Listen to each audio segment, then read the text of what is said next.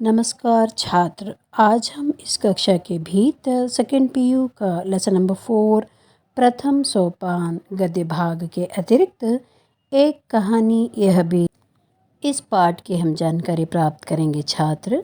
और इस पाठ के लेखिका का नाम है मन्नू भंडारी जी। तो आइए छात्र, आज हम इस कक्षा के भीतर पाठ सीखेंगे कौन सा, एक कहानी यह भी। इससे पहले कि छात्र हम पाठ को आगे बढ़ाएं, उससे पहले हम इस पाठ के भीतर जो भी पात्र आते हैं उन पात्रों का परिचय कर लेंगे। आइए, पात्र इस प्रकार है छात्र। इस पाठ के भीतर मन्नू भंडारी जी हैं और उनके पिता का नाम सुख संपत राय और माता भी हैं, उनका नाम अनूप कुमारी जी और इनके पति हैं राजेंद्र यादव। और मन्नू भंडारी जी की बहन है जिसका नाम सुशीला है और उनकी कॉलेज की प्राध्यापिका है जिनका नाम शीला अग्रवाल है। ये इनको कॉलेज के भीतर हिंदी भाषा को पढ़ाया करती थी। और मन्नू भंडारी के पिता जो थे उनके एक मित्र भी थे जिनका नाम था डॉक्टर अम्बालाल जी। और साथ साथ में पाठ के भीतर एक दकियानी से व्यक्ति भी आकर जाते हैं छात्र। और साथ में मन्नू भंडारी के भाई और एक बहन भी रहती है प्रस्तुत पाठ के भीतर, मगर वो जो पात्र हैं इन्हें गौण पात्र है छात्र। और आगे हम इस पाठ के आशय के बारे में जानकारी प्राप्त करेंगे। एक कहानी यह भी आत्मकथा में मन्नू भंडारी ने अपने जीवन की घटनाओं पर प्रकाश डाला है। घर का वातावरण, माता पिता के स्वभाव, भाई बहन और सहेलियों के साथ खेलकूद, प्राध्यापिका शीला अग्रवाल का प्रभाव, स्वतंत्रता आंदोलन में सक्रियता आदि का रोचक वर्णन प्रस्तुत पाठ के भीतर मन्नू भंडारी ने अपने अनुभवों के द्वारा वृत्तांत लेखन के अतिरिक्त अथवा आत्मकथा के अतिरिक्त उन्होंने लिखा हुआ है छात्र, जो आपको इस पाठ्य पुस्तक के भीतर चयन किया गया है कि आपके मन में भी देश के प्रति अभिमान हो। तो आइए छात्र, आज हम मन्नू भंडारी जी का परिचय प्राप्त करेंगे। ये देखिए, मन्नू भंडारी जी, इन्हें हिंदी की इस सुप्रसिद्ध कहानीकार लेखिका का जन्म 3 अप्रैल 1939 को मध्य प्रदेश के मंदसौर जिले के भानापुरा गांव में हुआ था।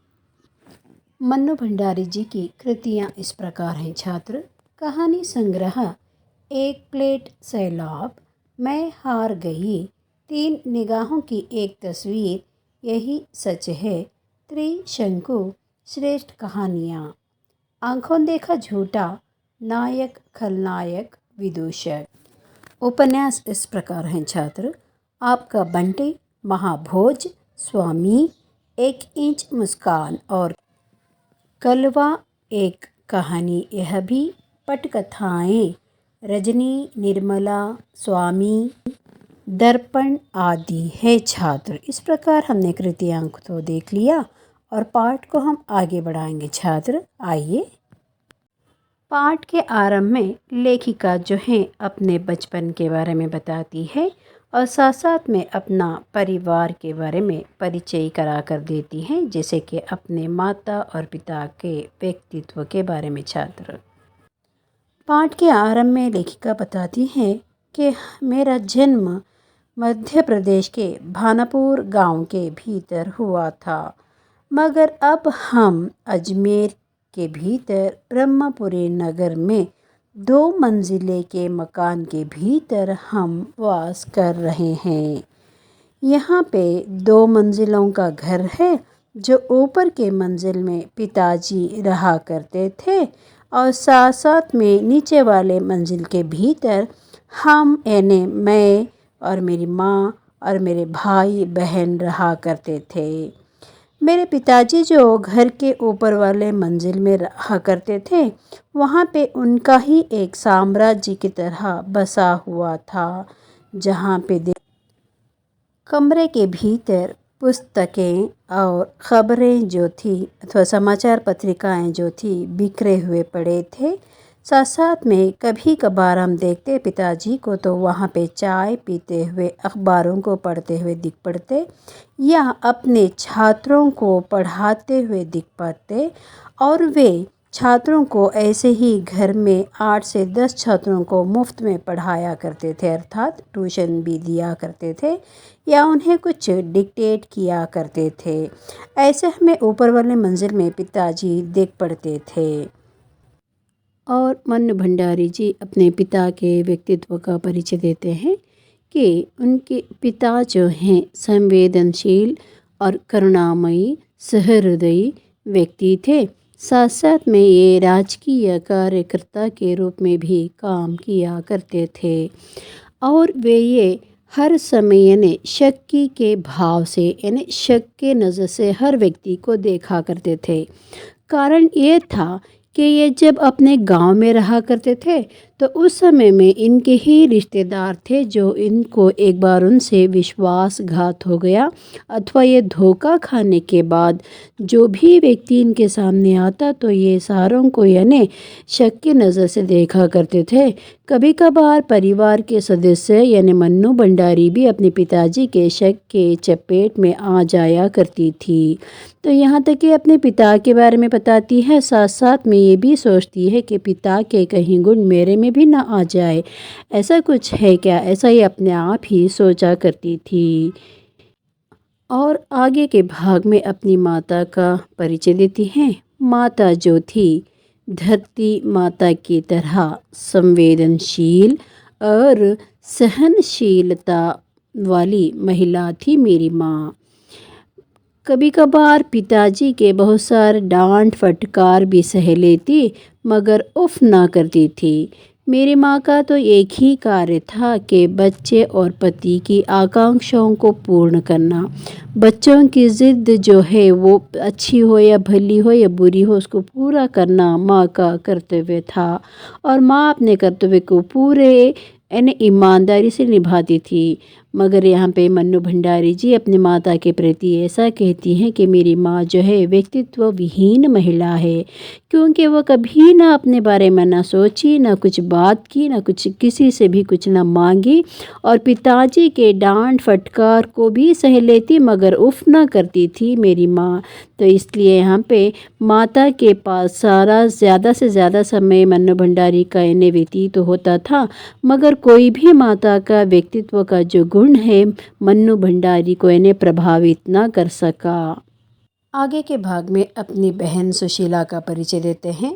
सुशीला जो थी गोरी थी, हृष्ट-पुष्ट थी, हंसमुख थी और सुंदर सी थी। मगर मेरे पिताजी की कमज़ोरी यानी गोरापन ही था। ठीक विपरीत मैं थी, यानी सुशीला के ठीक विपरीत मैं थी। मैं यानी काली सी दुबली सी पतली सी मरियल कमज़ोर लड़की थी और मेरे पिताजी ज़्यादा से ज़्यादा यानी मेरे और सुशीला के भीतर सुशीला की ही ज़्यादा से ज़्यादा प्रशंसा किया करते थे, क्योंकि मेरे पिताजी की कमज़ोरी जो थी गोरापन था। उनकी इस प्रशंसा से मेरे मन के भीतर हीनता भावना आ चुकी थी। जितना भी मैं कार्य कर लूँ मगर वो पिताजी की बातें यानी मेरे मन के भीतर छू जाती थी और मैं उसको याद करते हुए मेरे ही जो दिल में हीनता भाव था वो यानी बढ़ते ही जा रहा था। मैं एक साहित्यकार भी बनी मगर मेरे साहित्य को कुछ लोग यानी जब प्रशंसा करते हैं तो मेरे दिल से अचानक जो मेरे पिताजी की बातें थी वो याद आ जाती हैं।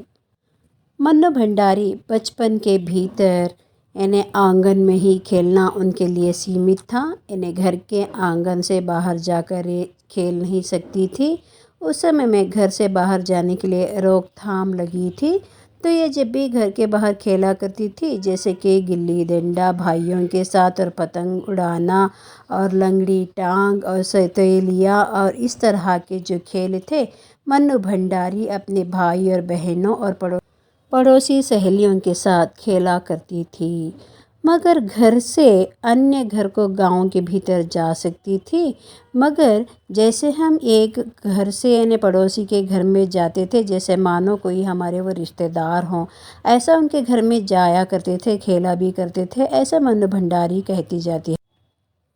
पड़ोस कल्चर के बारे में मनु भंडारी कहती हैं कि शहरों में जो वास करने वाले जो लोग हैं, जो पड़ोसियों के घर जाना, रहन सहन और बातचीत जो होती है और पड़ोसियों के साथ जैसा व्यवहार होता है, वो सारा जो शहर के लोग यानी ये भूल बैठे हैं उसमें।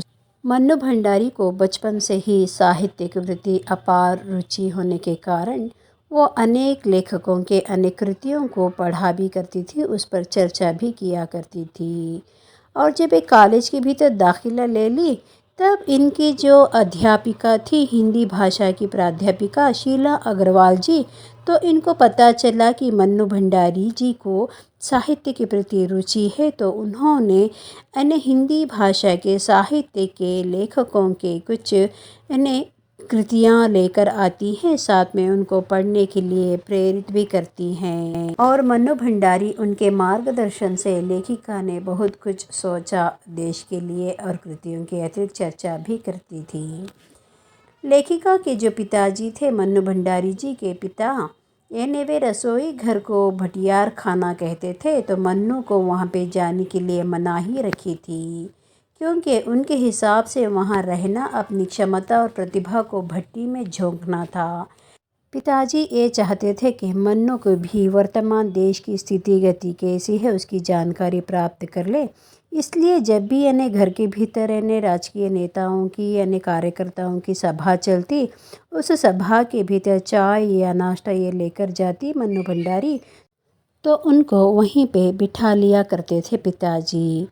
मन्नू भंडारी जी जो थी, जब भी वह सभा के भीतर यानी विषय को ग्रहण करती, तो वे क्रांतिकारी जो थे उनके व्यक्तित्व के प्रति वे यानी आकर्षित हो पाती थी।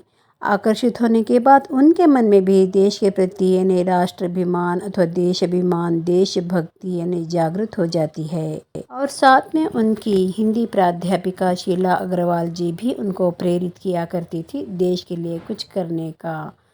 और वे जब उस समय में भारत देश के भीतर सिर्फ एक ही पुकार थी कि देश की आज़ादी के लिए सारे जो थे वहाँ पे यानी देश की आज़ादी के लिए आंदोलन में भाग ले रहे थे, और सारों की पुकार यही थी कि देश आज़ाद हो जाए।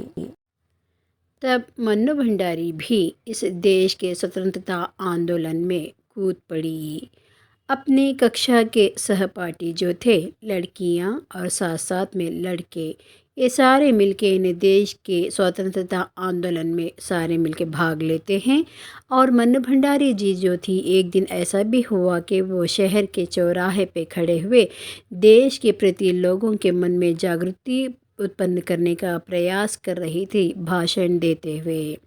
जब ये भाषण दे रही थी चौराहे पे खड़े हुए, तो इनके पिता के एक मित्र जो थे, दकियानुसी व्यक्ति, जो कि मन्नू भंडारी जी के पिता के मित्र हैं, वे मन्नू भंडारी को चौराहे पे खड़े होके भाषण देते हुए देख लेते हैं लड़कों के साथ, जो आंदोलन में वे भाग ले रही थी। तो घर को आ जाते हैं और साथ में मन्नू भंडारी के पिताजी से कहने लगते हैं, आपके मन्नू तो चौराहे पे खड़े होकर भाषण दे रही थी और स्वतंत्रता आंदोलन में भाग ले रही थी, आपको उसकी इज्जत का ख्याल नहीं होगा, मगर हमें अपनी बहू बेटियों की इज्जत का ख्याल है, ताकि आपकी बेटी को देख के हमारी बेटियों भी ना अनुकरण कर ले। तो आप अपनी मन्नू को यानी मन्नू भंडारी को घर से बाहर जाने के लिए बंद कर दो, यानी वे आंदोलन में जो भाग ले रही है उसके लिए अनुमति ना दे। ऐसा इन्हें बोलते हुए मन्नू भंडारी की शिकायतें करते हुए वह व्यक्ति, दकियानुसी व्यक्ति जो था, वहाँ से चला जाता है। तो चला जाने के बाद जो मन्नू भंडारी के पिताजी जो थे, वे बहुत क्रोधित हो जाते हैं। इतने में ही कॉलेज से इन्हें प्रिंसिपल का पत्र भी आ जाता है। तो आते ही और वे भड़क जाते हैं और साथ साथ में कहने लगते हैं कि मेरे पांचों बच्चे उसी यानी कॉलेज में पढ़े हुए हैं, मगर कोई बच्चा ऐसी शिकायत लेकर नहीं आया था। शायद ये सबसे छोटी वाली मन्नू जो है मेरी नाक कटा के रखेगी। ऐसा बोलते हुए ये ने प्रिंसिपल के पास जाते हैं। जब जाके पूछताछ करते हैं तो वे कहने लगती है कि मन्नू भंडारी की शिकायत करती है कि सारी छात्राओं को ने आंदोलन में भाग लेने के लिए ने कक्षा से सारी कक्षा को ही इशारा अपने उंगलियों के इशारे पे नचाती है आपकी मन्नू, ऐसा बोल देती है। तो तब यानी पिताजी को पता चलने के बाद वे कहते हैं, यानी मन्नू भंडारी के पिता को पता चल जाने के बाद वे कहने लगते हैं कि देश की पुकार तो अभी यही है वर्तमान में कि देश को आज़ाद कराने की, स्वतंत्रता दिलाने की तो हर भारतीय का यही कर्तव्य है और हर भारतीय यही कर रहा है। तो मेरी बेटी भी यही देश के लिए कुछ कर रही है, तो इसमें गलत क्या है, ये बोलते हुए घर आ जाते हैं। तो मन्नू भंडारी को पता चल जाता है कि कॉलेज के प्रिंसिपल्स का जो पत्र घर पे आया था, तो अपनी माँ से कहने लगती है कि मैं तो अपनी सहेली के घर में रुकूंगी, जब पिताजी का गुस्सा ठंडा हो जाए तब मुझे आप आके ने बुला लो, तब मैं वापस घर पे आ जाऊंगी। ये बोलते हुए अपनी सहेली के घर पे रुक जाती है। इतने में मन्नू भंडारी के घर को मन्नू भंडारी जी के पिताजी के एक अंतरंग मित्र थे जिनका नाम डॉक्टर अम्बालाल जी, वे घर आ जाते हैं। तो उतने में शाम हो जाती है। तो इतने में मन्नू की माँ जो थी जाके वापस मन्नू को बताती है कि तेरे पिताजी का क्रोध ठंडा हो गया है, अब तू घर आ जा। तो मन्नू जो थी वो सहेली के घर से अपने घर आती है। तो वहाँ पे पिताजी के अंतरंग मित्र डॉक्टर अम्बालाल जी बैठे होते हैं और मन्नू को देखते ही प्रसन्नित होते हुए कहने लगते हैं कि I am really proud of you. ये वाक्य बोलते हैं तो मन्नू भंडारी प्रसन्नित होती हैं और साथ साथ में पिताजी भी देखते हैं। और जब पिताजी उनकी ओर देखते हैं तो उनके मित्र कहने लगते हैं, तुम क्या घर पे घुसे बैठे रहते हो, बाहर निकल के देखो कि तुम्हारी बेटी के देश के लिए क्या कर रही है, वो किस प्रकार से आंदोलन में भाग ले रही है, कैसे उसके मन में देश के प्रति अभिमान है कि देश के लिए कुछ कर जाने की उसकी साधना की तैयारी देखो तुम। ऐसा वे इन्हें मन्नू भंडारी की प्रशंसा करने लगते हैं। तो पिताजी का जो क्रोध था ठंडा हो जाता है और साथ साथ में वे अपने आप को गर्व के आभास करते हैं।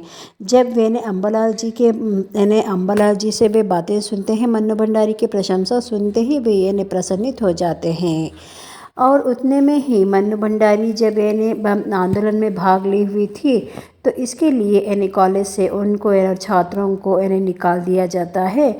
और साथ साथ में इनकी जो प्राध्यापिका जो थी शीला अग्रवाल जी, इनको भी इन्हें कॉलेज से निकाल दिया जाता है। तो सारे छात्र मिलकर इनकी ओर से इन्हें हड़ताल मचा देते हैं। हड़ताल मचाते हैं तो जो कॉलेज की जो मैनेजमेंट थी, ये छात्रों के हड़ताल को देखते हुए यानी फिर दोबारा यानी मन्नू भंडारी और उनकी सहेलियों और उनके मित्रों को यानी वापस कॉलेज में आने के लिए अनुमति भी दे देते हैं। और साथ साथ में जो कॉलेज का अनुशासन भंग करने के कारण यानी जो शीला अग्रवाल जी प्राध्यापिका को भी कॉलेज आना बंद कर दिया गया था, तो उनको भी यानी वापस कॉलेज आने की अनुमति दे देते हैं। तत्पश्चात ही जब इन्हें देश के भीतर शताब्दी की उपलब्धि यही हुई थी कि प्राप्त किया गया था कि 15 अगस्त 1947 को हमारा देश आज़ाद हो चुका था, यानी स्वतंत्र हो चुका था। तत्पश्चात इन्हें हर जगह इन्हें प्रसन्नता ही प्रसन्नता थी। साथ साथ में मन्नू भंडारी और उनके सहपाठी और शीला अग्रवाल जी ये सारे भी अपने इन्हें कॉलेज को जा रहे थे। तो अच्छा छात्र, आज के लिए यह पाठ यहाँ पे समाप्त होता है। तो धन्यवाद।